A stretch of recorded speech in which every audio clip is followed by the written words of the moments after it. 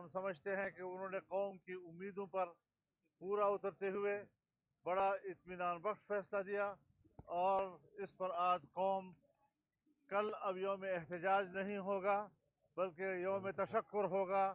جمعے کی نمازوں میں لوگ 2 رکعت شکرانے کا نفل بھی پڑھیں، پاکستان کی بقا اور اس کے استحکام کے لیے دعائیں بھی کریں، اور پاکستان میں جو سیاسی بحران، معاشی بحران آئے ہیں، اللہ تعالیٰ پاکستان کو ان بحرانوں سے نکالے، اور انشاءاللہ اب کل پورے ملک کے کونے کونے میں یوم تشکر بھی ہوگا، اس کے لیے دعائیں بھی ہوں گی، ریلیاں بھی ہوں گی، اور وہ جو پہلے اعلان تھا کہ یوم تحفظ آئین پاکستان، اس میں احتجاج کا پہلو شامل تھا، اس لیے اس کو یوم تشکر میں تبدیل کیا جا رہا ہے۔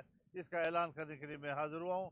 باقی صاحبان اب مزید بھی آپ سے بات کریں گے انشاءاللہ۔ جی بہت شکریہ۔ میں حضرت مولانا صاحب کی پوری تائید کرتا ہوں۔ اللہ تعالیٰ کا بے پایاں فضل و کرم ہے، اور پورے پاکستان کے 22 کروڑ عوام کی دعائیں جو ہے رب تعالیٰ نے قبول کی ہیں، اور عدالت عظمیٰ نے ایک ایسا فیصلہ دیا ہے جس سے کہ نہ صرف پاکستان کا جو آئین ہے وہ بچ گیا ہے، پاکستان بچ گیا ہے، اور عدالت عظمیٰ نے یہ فیصلہ دے کے اپنی جو انہوں نے اپنا وقار اور اپنا ان کی جو انڈیپینڈنس ہے اس کو 4 چاند لگائے ہیں۔ ہم عدالت عظمیٰ کے بہت شکر گزار ہیں کہ انہوں نے ایک یونانیمس فیصلہ دے کے پاکستان کی عوام کی جو ان کی جو خواہشات تھی ان کی عکاسی کی، اور پارلیمان کو مضبوط کیا ہے، پارلیمان کا جو سوورینٹی ہے اس کو مضبوط کیا ہے، اور آئین کے تقدس کو بحال کیا ہے۔ میں سمجھتا ہوں کہ یہ ایک شہر رمضان میں یہ ایک بہت بڑا یہ مارکہ سر کیا ہے۔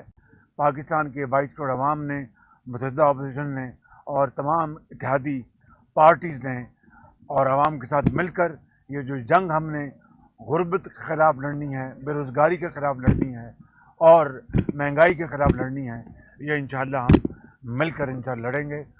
آج ہمیں اللہ تعالیٰ کے ہاں اپنا سر کو اپنا اس کے سجدہ ریز ہونا ہے، اور اس کا اپنا جتنا شکر ادا کریں وہ کم ہوگا۔ بہت صاحب آپ نے ایک فیصلہ کیا تھا کہ غیر اور جی یہ چونکہ مولانا صاحب نے ابھی تراویح کے لیے جانا ہے تو انہوں نے اپنی پریس کانفرنس کا حصہ ڈال دیا۔ ابھی بلاول بھٹو صاحب تشریف لا رہے ہیں، پھر ہم تمام جو ہیں اکابرین باقی قوم انشاءاللہ یوم نجات منائے گی۔ اللہ اکبر، اللہ اکبر، اللہ اکبر۔ ابھی آپ نے جانا نہیں، ابھی متحدہ اپوزیشن نے کرنی ہے پریس کانفرنس۔ آپ نے کہا تھا کہ آئین توڑنے کی بھی سزا ہوگی، تو اس پہ کیا کہیں گے آپ؟ وہ تو اب عدالت عظمیٰ کا جو فیصلہ ہے اس کو پڑھ کے پھر بتائیں گے آپ کو انشاءاللہ، اس کو پڑھ کے بتائیں گے انشاءاللہ۔ تو آپ ذرا انتظار کیجیے۔ اسلام آباد میں موجود ہے کیونکہ پرسوں اجلاس بلا لیا 10 بجے، تیاری مکمل ہے؟ بس وہ ہم آپ کو جینون سرپرائز دیں گے، جعلی سرپرائز نہیں دیں گے۔